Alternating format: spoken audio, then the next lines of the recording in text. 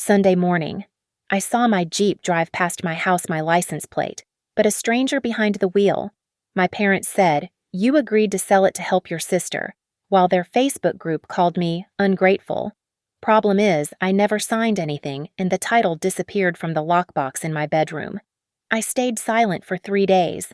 Not out of fear, but because I was gathering evidence to get back my car, my money, and my reputation. Right in front of all of them. My name is Lauren Hayes, and until last Sunday, I thought family meant something different than what it apparently does to my parents. I was pouring coffee in my kitchen when I saw it. My charcoal gray Jeep Wrangler rolling down Maple Street, the Ohio State decal on the back window, the small dent on the rear bumper from when Ethan's bike fell against it last summer, definitely mine.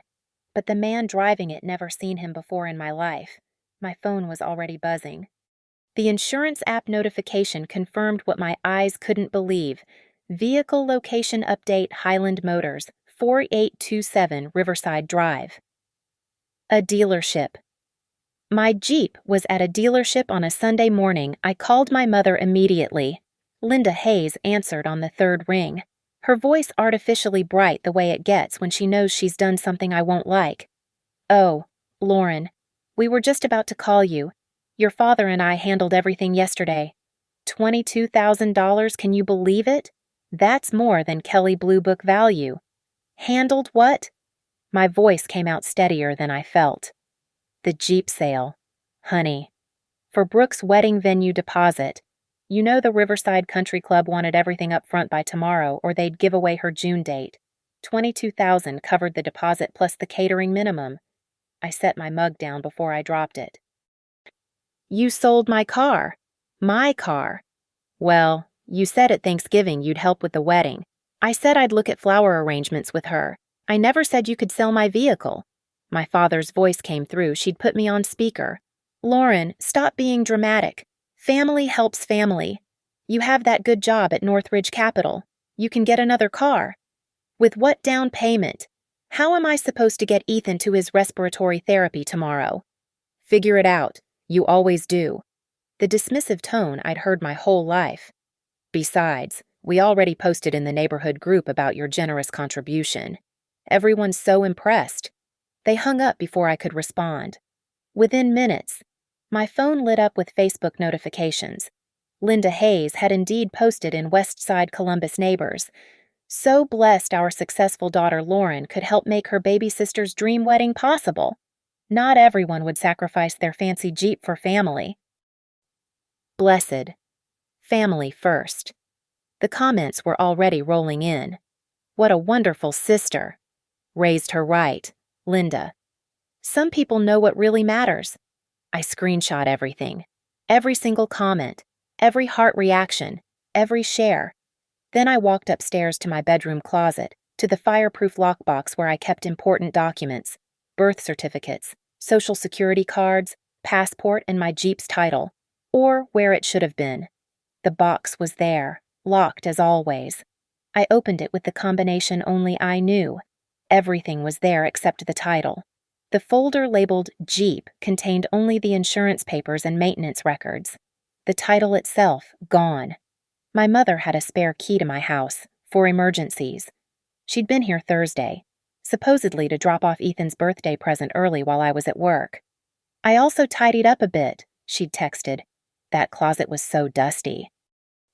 I sat on my bedroom floor, holding that empty folder, and felt 32 years of being the responsible one, the reliable one, the one who always figures it out, crystallize into something harder and sharper than anger. They'd stolen from me, not borrowed, not asked, stolen. My phone rang. "Brooke." I let it go to voicemail.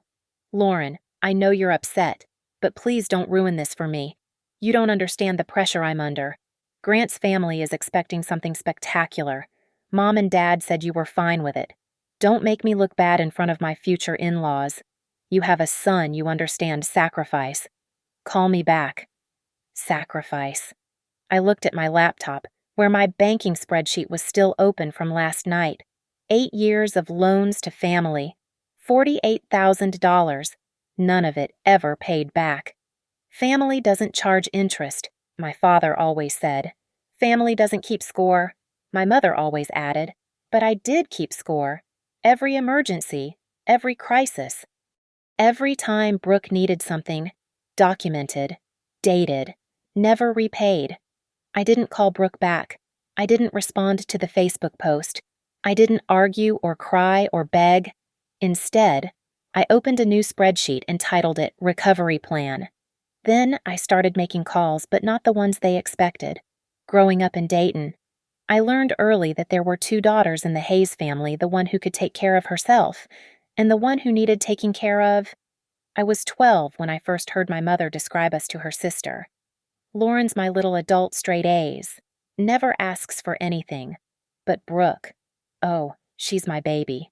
She needs more attention, more support. She's just built differently. Built differently. That became the explanation for everything. When I worked 20 hours a week at Target through high school to buy my own clothes and save for college, Brooke got a credit card for emergencies that somehow covered weekly mall trips. When I graduated summa cum laude from Ohio State with a finance degree, my parents took the family to Applebee's. When Brooke finally finished her communications degree after 6 years and 3 major changes, they threw a party for 50 people at the country club. You don't need the fuss, my mother told me at my graduation dinner. You're not the type who needs validation. Brooke is more fragile. Fragile. Like when she crashed the BMW my parents bought her at 19 and cried until they replaced it with a newer model. I was driving a 15-year-old Honda Civic I'd bought myself, liability insurance only, praying it would last through graduate school. The pattern solidified after my divorce from Jason 4 years ago. I'd just discovered he'd been funding his gambling habit with credit cards he'd opened in my name, $60,000 of debt I didn't know existed until the collectors started calling. My parents' response, "Well, you picked him." Lauren, "You'll figure it out. You always were too independent for your own good. Maybe if you'd been more attentive as a wife." But when Brooke's boyfriend of 3 months broke up with her that same year, my parents paid for her to go to a wellness retreat in Sedona to heal from the trauma. The first time they asked me for money was 2 months after my divorce was finalized. "Just a small loan," my father said. "Brooke's car needs repairs." $3,000. I was sleeping on a friend's couch with Ethan, rebuilding my credit, working 60-hour weeks. But I gave it to them because family helps family. That $3,000 opened the floodgates. Every few months. Another crisis. Brooke's unpaid student loans. Brooke's credit card debt. Brooke's apartment deposit when she had to suddenly move. Brooke's emergency room bill from a minor fender bender. Brooke's startup costs for 5 different MLM schemes that would totally take off this time. "You make good money now," became my mother's favorite phrase. "It's not like you're struggling anymore." Except I was. Every dollar I gave them was a dollar not going into Ethan's college fund. Every loan was money that could have gone toward a house down payment instead of rent. But how do you explain to your parents that being a single mother with a special needs child means every penny matters when they've already decided you're the strong one who doesn't need help? The weekend Ethan was diagnosed with asthma. I called my mother crying. He was 4, scared, struggling to breathe despite the nebulizer treatment. The specialist wanted to run more tests. The medical bills were already piling up. "You have insurance through that fancy job of yours," she said. "You'll handle it." "Oh, but while I have you, Brooke's having a really hard time. Her boss was mean to her and she's thinking of quitting. Could you maybe call her, give her some of that career advice you're so good at, and maybe help with her rent this month, just until she finds something better?" I helped with her rent. I always helped. Even when it meant I had to put Ethan's occupational therapy on a payment plan. Even when it meant buying generic groceries and skipping meals so he could have the foods he needed for his special diet. The spreadsheet tells the story they refused to see. $48,000 over 8 years. Not one penny returned. Not one thank you card. Just the expectation that Lauren would handle it because Lauren always handled it. Meanwhile, every family gathering included the same performance my parents gushing about Brooke's latest achievement, showing up to a job for 3 whole months, while asking me to quietly cover her bar tab, her contribution to the family vacation rental, her portion of Dad's birthday dinner. "Don't make a big deal about it," my mother would whisper. "You know how sensitive she is about money." But nobody was sensitive about my money. Nobody wondered if I was okay when I showed up to Christmas in the same dress 3 years running while Brooke modeled her new designer boots. Nobody asked if I needed help when Ethan's inhaler prescription went up to $200 a month. I was the one with the good job, the one who figured it out, the one who didn't need attention, validation, or support. Until Sunday, when they figured I didn't need my Jeep either. The lockbox stared back at me, its empty folder a mockery of every boundary I thought I'd established. The title had been in there Friday morning. I'd checked it when I renewed my insurance policy online. Now, Monday afternoon, it was gone. My mother had been in my house exactly once in the past month. Thursday, while I was at work and Ethan was at school. "Just dropping off Ethan's birthday present," she'd texted. "Also organized that messy closet of yours. You really should dust more often. Honey." I pulled up my bedroom security camera app, the one I'd installed after my divorce. Hidden in the smoke detector. I'd never told my parents about it. Scrolling back to Thursday, 11:43 there she was. My mother. In my bedroom. My spare key in her hand. The video showed her going straight to the closet. No hesitation. She knew exactly where the lockbox was. She tried 3 combinations before pulling out her phone, presumably checking notes. 4th try. It opened. She took only the title, photographed it with her phone, closed everything back up, arranged it exactly as it was. The whole thing took 12 minutes.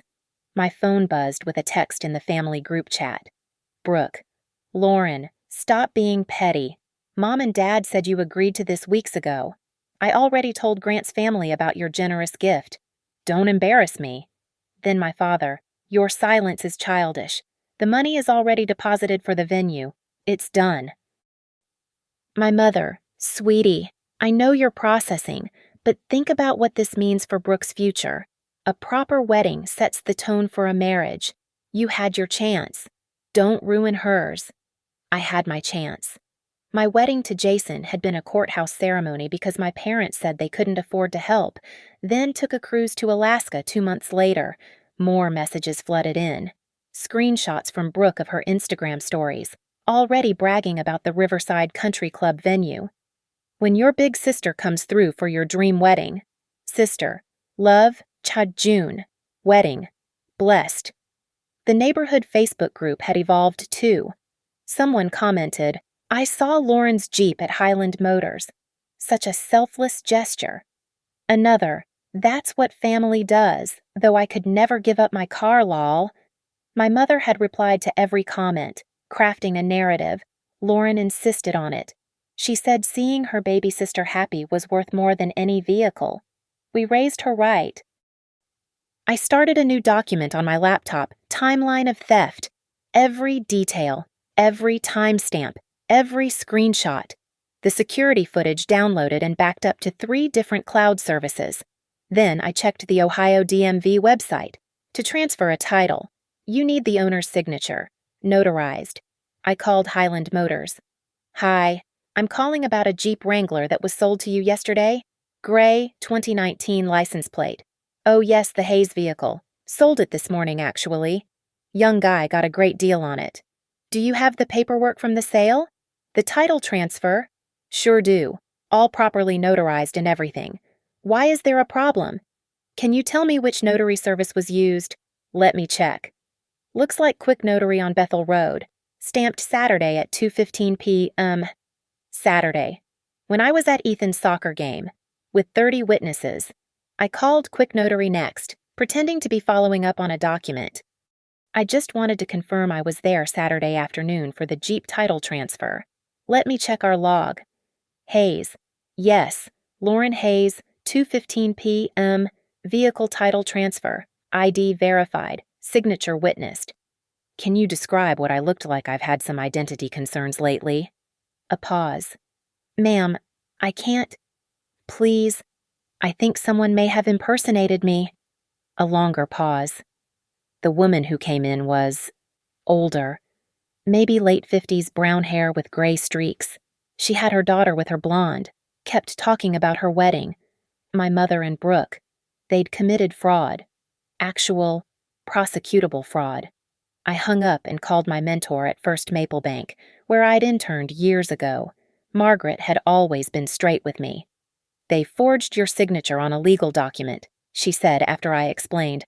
"Lauren, that's identity theft and fraud. You need to file a police report." "I will. But first, I need to make sure they can't do anything else." "Freeze your credit immediately. Check every account you've ever shared with them.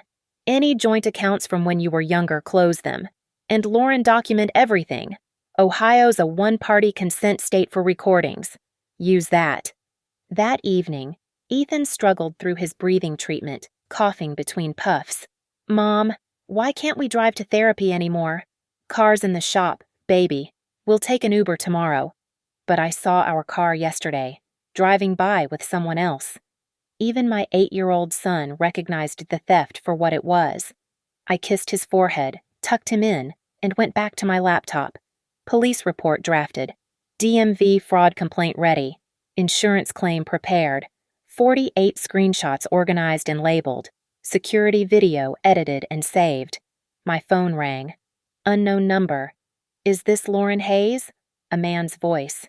"Yes." "Hi, I'm Derek Thompson. I bought your Jeep this morning from Highland Motors. Listen, something seems off about this sale.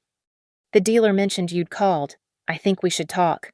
Finally, an ally. "Yes," I said. "We definitely should." Tuesday morning, 5:45 a.m. I was already at my computer. 3 monitors lit up my home office, one for research, one for documentation, one for the spreadsheet that would destroy my parents' narrative. First task, lock down the finances. I called First Maple Bank the moment they opened. I need to close all accounts with secondary access. I told the representative. Every single one. There were more than I'd remembered. The emergency savings account I'd opened at 18 with my mother, just in case. The checking account from college my father was on for easy transfers. The investment account I'd started at 25, where my parents were listed as beneficiaries. All of them showed irregular activity. "Ma'am, there have been 17 withdrawals from your savings account over the past 2 years, the representative said. "All under $500, all using the secondary card. $499, just under the amount that would trigger an alert. 17 times. $8,483 stolen in small enough increments that I'd attributed the lower balance to market fluctuations. Close them all, every account, and I need transaction histories going back 5 years. While those printed, I created my master file, Financial Abuse Documentation, Hayes Family Fraud. Every section meticulously labeled, tax implications calculated, interest that should have accrued added up. The total wasn't $48,000 anymore. With the small withdrawals and lost interest, it was closer to $62,000. I called the Franklin County Vehicle Enforcement Unit next, a division most people don't even know exists. Officer Janet Mills specialized in title fraud. "Shh, you're saying your parents sold your vehicle without your consent. I have security footage of my mother taking the title from my locked box. The notary has already confirmed it wasn't me who signed the transfer. I was at my son's soccer game with 36 witnesses. Email me everything. This is actually the 3rd case of family title fraud we've seen this month. People think because it's family, it's not really a crime." By noon, I'd filed 4 official reports: police for theft, DMV for title fraud, insurance for stolen vehicle claim, and a formal complaint with the Ohio Attorney General's office for identity theft. My phone had been silent all morning. The family group chat showed red receipts but no new messages. They thought they were waiting me out. They didn't know I'd already begun. I opened my banking app again and found something interesting, a new notification. My parents had tried to access the joint account that morning. Access denied. Account frozen pending closure. Finally. My phone rang. My father. "Lauren, what the hell did you do? The bank says we can't access the emergency fund. That's my account, Dad, my money. It's the family emergency fund. Your mother and I need to access it for For what? Another one of Brooke's emergencies. Don't be smart with me. Undo whatever you did. Now. I hit record on my phone app. Dad, did you and Mom sell my Jeep? You agreed to help with the wedding. That's not what I asked. Did you take my title and sell my vehicle without my permission? You're being dramatic. We're your parents. What's yours is family property. So you're admitting you stole my title and forged my signature? It's not stealing when it's family, and you would have said no if we'd asked. So you committed fraud instead. Watch your mouth. Lauren, you're lucky we don't ask you to pay us back for raising you. I almost laughed. Actually, Dad, let's talk about payback. I have spreadsheets here showing $62,000 you and Mom have taken from me. Want to discuss repayment plans? He hung up.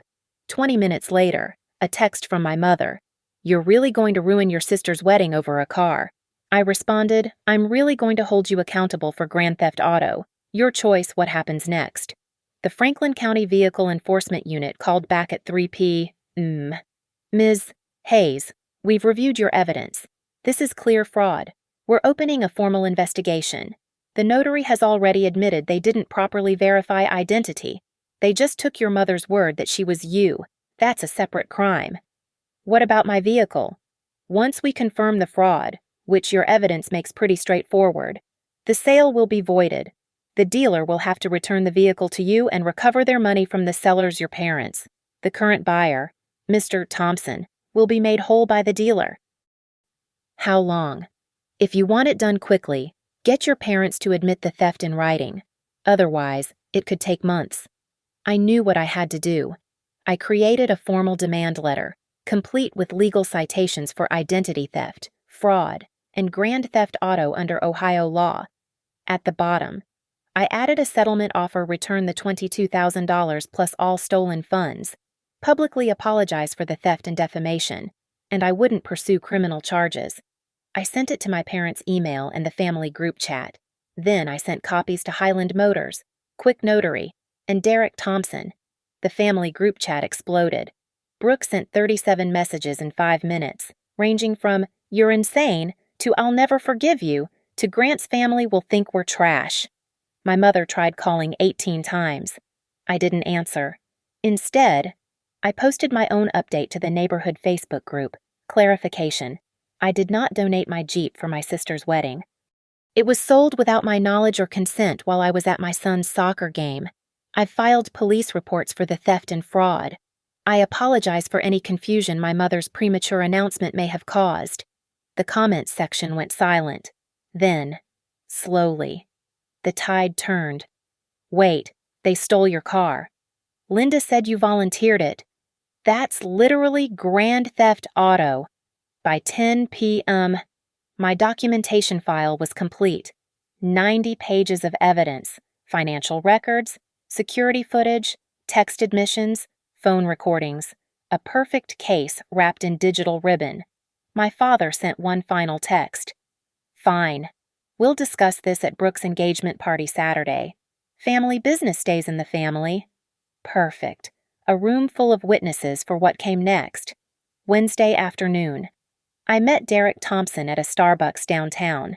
He was younger than his voice suggested, maybe late 20s, wearing scrubs from the hospital where he worked as a radiologic technician. I knew something was wrong, he said, sliding the Jeep's bill of sale across the table. The dealer was too eager, dropped the price 3 times without me even negotiating, and your mom's sorry, but she kept talking about how you wanted this done fast, how you were too busy with your big finance job to handle it yourself. I studied the paperwork.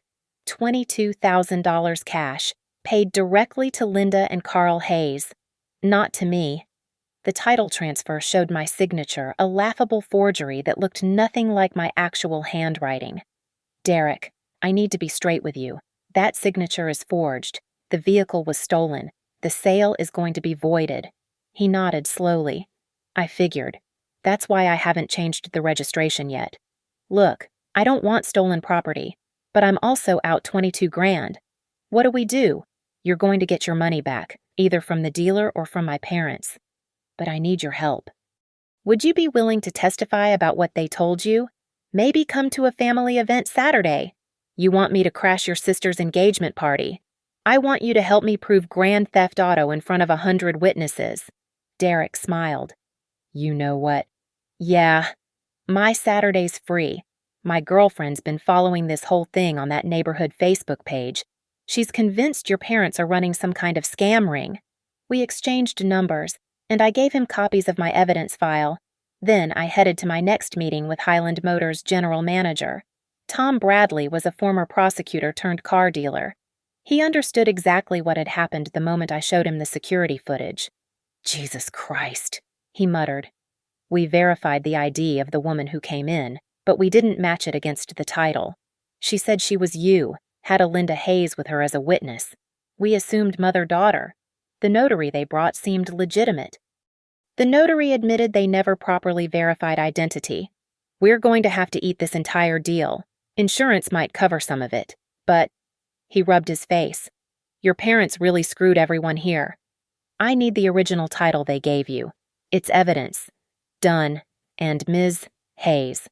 When this is sorted, if you want to trade in that Jeep for something newer, I'll give you the best deal we've ever offered. This is partly on us for not being more careful. Thursday morning, Officer Mills from the Vehicle Enforcement Unit called with an update. The notary's license has been suspended pending investigation. They're cooperating fully. Apparently, your mother told them she was picking up the car for you as a surprise for your sister. Said you were too busy at work to come yourself. She planned this whole thing. Oh, it gets better. We pulled surveillance from Quick Notary. Your mother is clearly on camera signing your name. Your sister is right next to her, coaching her through it. We've got them both on conspiracy to commit fraud. What do you need from me? Can you come to the station tomorrow? We need a formal statement and your actual signature for comparison. Also, the prosecutor wants to know if you're willing to press full charges. Yes, absolutely. That evening, I found the original Facebook Marketplace listing for my Jeep. My mother had posted it from a fake account, but she'd used photos from her phone photos with metadata showing they were taken in my driveway. The description included details only someone with intimate knowledge would know: recent tire replacement, new brake pads, upgraded sound system I'd installed last year. I traced the interested buyers through the comments. 3 people confirmed they'd been told to bring cash only, that the owner needed a quick sale for a family emergency. My phone buzzed. Grant, Brooke's fiancé. Lauren, can we talk? I just found out about the Jeep situation. Brooke won't tell me the whole story, but something doesn't add up. Interesting. I called him back. Grant, what has Brooke told you? That you promised to help with the wedding, but now you're backing out and trying to ruin everything. But my brother saw your Facebook post. Did they really steal your car? Yes. I have security footage, forged documents, and a police investigation ongoing. Your future in-laws committed multiple felonies. Silence. Then, holy shit. Brooke said the $22,000 was a gift from you. It wasn't a gift. It was theft. And Grant. This isn't the first time. They've taken over $60,000 from me over the years. Every emergency Brooke has ever had, I've paid for. She said her parents paid off her student loans. Check the payment records. I guarantee you'll find my account numbers. Another long pause. Will you send me what you have I need to see this for myself? I emailed him a subset of the evidence. 20 minutes later, he texted back, we need to talk at the engagement party. I'll make sure you get the microphone. Friday afternoon, final preparations. I had my statement notarized at 3 different banks, made 5 USB drives with all evidence, uploaded everything to a website I created, thetruthAboutTheJeep.com. Not public yet, but ready to go live with one click. My demand letter deadline was Saturday at noon. The engagement party started at 2 p.m., Friday at 11:58 p.m. My mother texted, we'll give you $10,000 back. That's more than fair for a used car. I responded, $22,000 plus the $62,000 you've stolen over 8 years, plus a public apology. Or I press charges at the party tomorrow. You wouldn't dare embarrass the family like that. I screenshotted her text and added it to my evidence file. She'd just admitted, in writing, that returning my money would be embarrassing. Saturday morning, I dressed carefully. Professional blazer, the one I wore to court during my divorce. Ethan was at his friend's house for the day. My phone was fully charged, recording app ready. The USB drives were in my purse. Derek was on standby. Officer Mills and her partner were on call. Time to end this. The Riverside Country Club was draped in white and gold Brooks colors since high school. A string quartet played on the terrace. 150 guests mingled with champagne flutes, admiring the venue my stolen Jeep had paid for. I arrived at 2:20 p.m., precisely 20 minutes after the party started, late enough that everyone was there, early enough that no one was drunk. My parents stood near the entrance, greeting guests like royalty. My mother's face went pale when she saw me. "Lauren, we didn't think you'd actually—" "Hello, Mom." I walked past her, manila folder under my arm. Beautiful venue. $22,000 really does buy elegance. Brooke intercepted me by the fountain. Grant nowhere in sight. "Don't you dare make a scene. This is my day. Every day is your day." "Brooke, that's the problem." The pastor from their church approached, smiling broadly. "Lauren, your parents told us about your generous gift. Such sisterly love. Actually, Pastor Williams, there's been a misunderstanding. I should clarify that situation." My father materialized at my elbow. Grip tight. "Family business stays private. Lauren, theft is public business. Dad, especially grand theft auto." The pastor's smile faltered. Other guests started noticing the tension. Perfect. Grant appeared at the microphone on the small stage they'd set up for toasts. "Everyone, if I could have your attention before we celebrate, there's something that needs to be addressed." Brooke shot him a panicked look. "Grant, what are you doing?" "The right thing." He looked directly at me. "Lauren, would you like to join me?" The crowd murmured as I walked to the stage. My mother started toward us, but Grant's father, a retired judge, stepped in her path. "Let's hear this. Linda." I set my folder on the podium and pulled out the first document. "Thank you, Grant. I need 5 minutes to correct some misinformation that's been spread about me." "This is ridiculous," my father started. "Is it—" I held up the security footage printout. "Is it ridiculous that last Thursday at 11:43 a.m. my mother entered my home while I was at work and stole the title to my Jeep from my locked fireproof box?" Gasps rippled through the crowd. I clicked play on my phone, projecting the video to the portable screen Grant had somehow arranged. There was my mother, clear as day, breaking into my lockbox. That's not what it looks like," my mother stammered. "Why then, what is this next document, the forged title?" "My signature, supposedly. Except I was at Ethan's soccer game when this was notarized. Coach Martinez, you were there. Did you see me leave?" "No." The coach called out from the back. "You were there the whole game. We talked about Ethan's improvement." I pulled out the notary statement. Quick Notary has already confirmed it was my mother who signed my name, with Brooke coaching her through it. Their license has been suspended for failure to verify identity. "Lauren, please." Brooke's voice cracked. "Please what? Please don't mention the $62,000 you've all taken from me over 8 years. I displayed the spreadsheet. Every loan, every emergency, every time I paid for Brooke's mistakes while being told I was the one who had it easy. "You have a good job," my father shouted, "which I worked for. While Brooke got 6 years of college funded, I worked 2 jobs. While she got cars replaced after crashes, I drove a 15-year-old Honda. While she got a wellness retreat after a 3-month breakup, I rebuilt my life alone after my ex-husband left me with $60,000 in fraud debt." Grant's mother gasped. Several guests pulled out their phones. Recording. "But family helps family, right?" I continued. "So I helped. Every time. Never got a penny back. Never got a thank you. Just got told I should give more because I don't need validation." I pulled out my phone and played the recorded call. My father's voice filled the room. "It's not stealing when it's family, and you would have said no if we'd asked." "So you admit you stole it?" My voice on the recording asked. "Watch your mouth, Lauren. You're lucky we don't ask you to pay us back for raising you."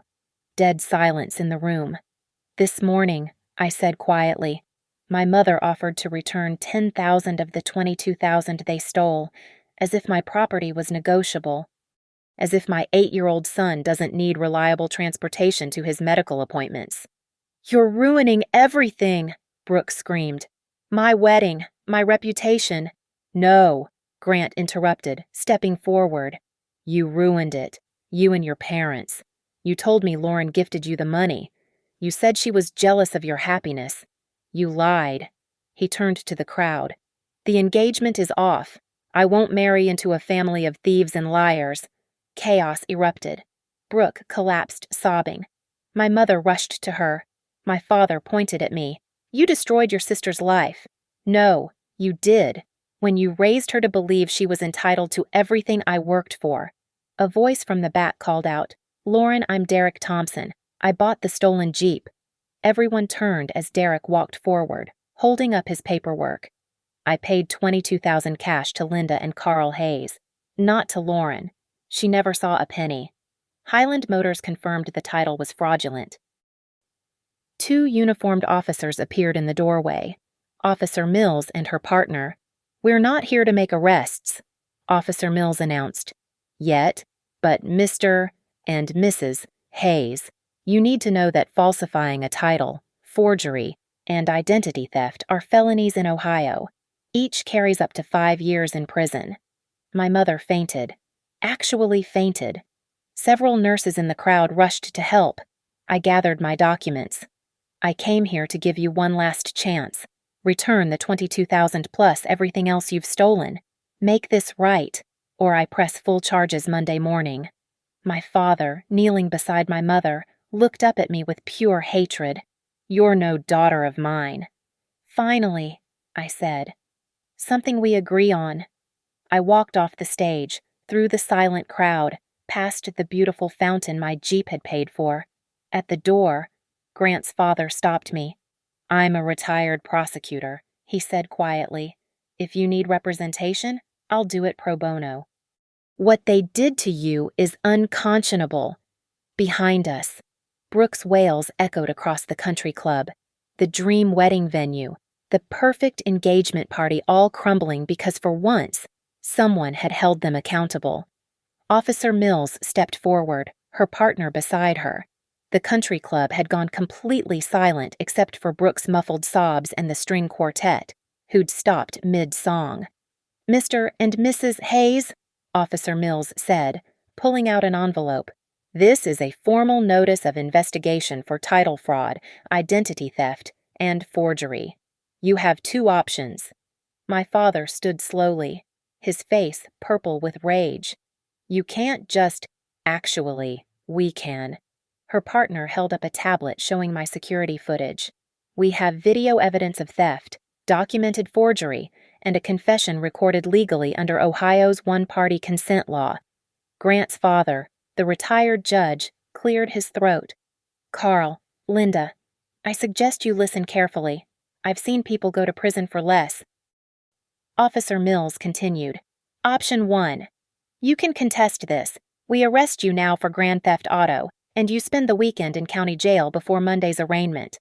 Option 2. You sign this agreement to immediately return the full 22,000 to Ms. Lauren Hayes, plus 1,600 in fees and expenses. Mr. Thompson incurred, plus the cost of Ms. Hayes's Uber rides and missed work this week." "That's extortion," my mother shrieked, having recovered from her faint. "No," Grant's father corrected. "That's a gift. They're offering you a chance to make restitution without arrest. In my courtroom, you'd already be in handcuffs." Derek stepped forward with his folder. "I want my money back too. 22,000, plus the insurance I already paid, plus the registration fees. Today." "We don't have that kind of money liquid," my father protested. "You had it liquid enough to deposit it for this venue?" I pointed out. "Call the country club. Cancel the reservation." "Get the deposit back," Brooke wailed louder. "You can't! The wedding is in 3 weeks." "There is no wedding," Grant said firmly. "I already called the club manager. He's waiting in the office to process the cancellation." My mother turned to the crowd desperately. "You all know us, we're good people. This is just a misunderstanding." Pastor Williams stepped forward. "Linda, you just played a recording where Carl admitted to theft. That's not a misunderstanding." "Sign the agreement," Officer Mills said. "Now, or we take you in." The country club manager appeared with a laptop and portable printer. "I can process the venue refund immediately. $22,000 will be returned to the original payment method." My parents looked at each other, then at Brooke, who was now hyperventilating into a napkin. "If we sign," my father said through gritted teeth, "this goes away."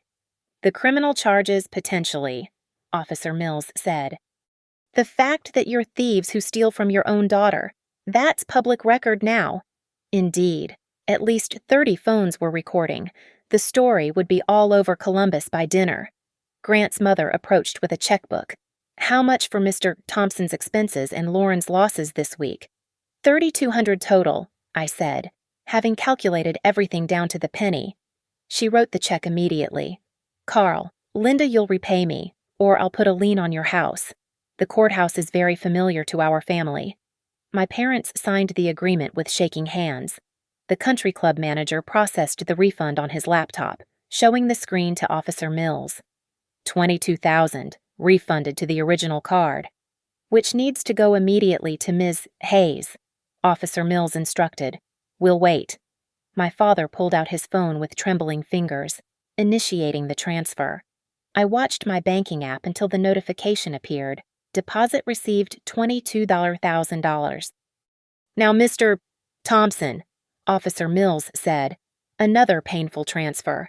Derek checked his phone, nodded. "Received." "The vehicle title," Officer Mills continued, "is void. Highland Motors will provide the corrected paperwork. Ms. Hayes, your Jeep should be returned to you within 24 hours. Tom Bradley from Highland Motors, who'd apparently been invited by Grant, stepped forward. "It's already at your house. Lauren, we delivered it an hour ago. Keys are with your neighbor. All paperwork corrected. And again, our apologies for not catching the fraud." I felt my knees go weak with relief. My Jeep was home. "One more thing," Officer Mills said, turning back to my parents. "The agreement includes a public apology, written, posted to the same Facebook groups where you defamed Ms. Hayes." My mother sobbed. "This is humiliation." "No," I said quietly. "Humiliation was telling everyone I was ungrateful after you robbed me. Humiliation was 8 years of being treated like an ATM while you spoiled Brooke. This is accountability." My father pulled out his phone. With Officer Mills watching, he typed, "We apologize for misrepresenting the sale of Lauren's Jeep. She did not give us permission. We acted without her consent and have returned her money. Our previous statements were false." "Post it," Officer Mills ordered. He did. Within seconds, comments started flooding in. "Now you," she said to my mother. My mother's post was shorter but more damning. "I took Lauren's car title without permission and sold her Jeep. I was wrong. Lauren is not ungrateful. We are sorry." "And you?" Officer Mills turned to Brooke. "I didn't. You coached your mother through forging your sister's signature. That's conspiracy to commit fraud. Post, or join your parents in the investigation." Brooke, mascara streaming down her face, typed, "I knew the Jeep sale was wrong. Lauren never agreed. I'm sorry." The notifications started immediately. The neighborhood Facebook group exploded. Comments ranged from shock to disgust to support for me. Officer Mills handed me a case card. "If they violate this agreement or retaliate in any way, call immediately. We'll be monitoring the situation." She and her partner left, but not before her partner whispered, "Best family takedown I've seen in 20 years. The crowd began dispersing, guests murmuring in shock. Several stopped to squeeze my shoulder or whisper support. The country club staff quickly began clearing tables, the party officially over. Grant approached me last. "I'm sorry you had to go through this, and thank you for showing me who they really are before I made the worst mistake of my life." Brooke screamed from across the room. "This is all your fault. Lauren, I hate you, I hate you." "I know," I said calmly. You've hated me since childhood for having what you never did: self-respect and independence. My parents stood frozen by the fountain, looking older than I'd ever seen them. For the first time in 32 years, they had no power over me. I walked to my car, not my Jeep, but the rental I'd used to get here. Tomorrow, I'd pick up my Jeep from home. Tonight, I'd hug my son and order pizza and celebrate the first day of my life completely free from my family's manipulation. The keys felt solid in my hand. Real. Mine. Before leaving the country club, I stood at the microphone one last time. The remaining guests, about 40 people, stopped to listen. For 32 years, I was told that family means accepting whatever treatment you're given. That being the responsible one meant never saying no. That love meant endless sacrifice with no reciprocation. I looked directly at my parents, still frozen by the fountain. But that's not love. That's exploitation. And it ends today. From this moment forward, you have no access to my home, my money, my son, or my life. Any contact must be in writing, through lawyers if necessary. You stole from me for the last time. My mother started toward me. Lauren, you can't mean. I can and I do. I held up my phone, showing the banking app. I've already removed you as emergency contacts everywhere. Changed my locks this morning. Your spare key is useless. Updated my will to ensure you never have guardianship of Ethan if something happens to me. He's our grandson, my father shouted. You've seen him 5 times in 8 years.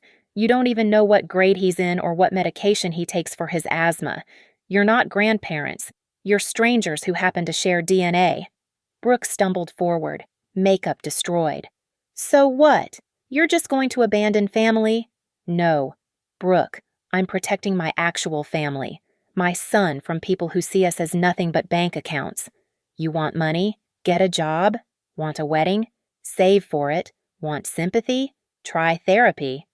I pulled out the final document from my folder. This is a cease and desist letter. If any of you contact me directly, show up at my home, my workplace, or Ethan's school, I'll file for a restraining order. The criminal investigation may be suspended if you behave, but it can be reopened anytime within the statute of limitations 5 years. You planned all this, my father said, realization dawning. The whole week, you were planning. I learned from the best. You taught me that family will betray you if given the chance. The difference is, I used the law instead of lies. Grant's father approached my parents. I'd take her seriously if I were you. The evidence she's compiled could put you both in federal prison for wire fraud if she wanted to push it. I walked off the stage for the final time, past the ruins of the engagement party, past the wilting flowers and abandoned champagne. At the door, I turned back. Oh, and Mom, that family emergency fund you tried to access this morning, I donated it all to the Columbus Children's Hospital Asthma Research Fund. In Ethan's name. At least now that money will actually help a family, just not yours. The next morning, Sunday, I woke up to 23 missed calls and 97 text messages. I deleted them all unread.